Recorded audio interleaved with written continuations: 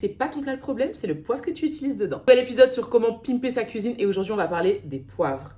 Le poivre noir, alors ça c'est le classique, c'est ce que tu dois avoir dans ta cuisine. Il est puissant, il est chaud, il donne du caractère à ton plat, parfait pour les viandes, les poissons, bref, tout ce que tu prépares. Le poivre blanc, celui-là est beaucoup plus doux, beaucoup plus fin. Il est idéal si tu fais des purées et des sauces et si t'aimes pas trop le caractère du poivre noir. Ensuite, le poivre vert, celui-là il est frais et végétal et si tu fais une sauce pour une viande, que ce soit une viande rouge ou une viande blanche, incroyable.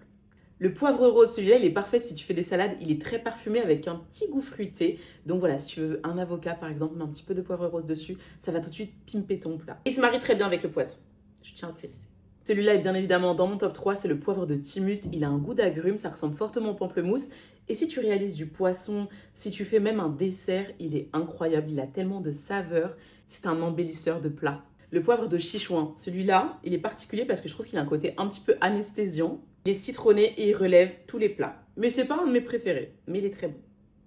Là, on est sur un poivre d'exception, le poivre de Kampot. Il nous vient du Cambodge. Il est entre le fruité et le floral, je trouve. Il est très aromatique, mais aussi très élégant. Je trouve que c'est vraiment un des poivres d'exception à avoir dans sa cuisine. Le poivre Assam vient d'Inde. Il a un côté beaucoup plus sauvage, beaucoup plus puissant. Vraiment ce côté boisé et chaud, ça relève bien les plats, surtout les plats mijotés. Même si c'est pas une variété de poivre, par exemple, le lemon pepper, le poivre au citron, je trouve que c'est sublime. Pour rehausser une sauce, pour rehausser un poisson, une viande, peu importe. Finalement, quand tu changes ton poivre, tu changes tout ton plat. Est-ce qu'on ne ferait pas une partie 3 avec les épices du Moyen-Orient? Et bien sûr, t'oublies pas de t'abonner et de commenter. Bisous!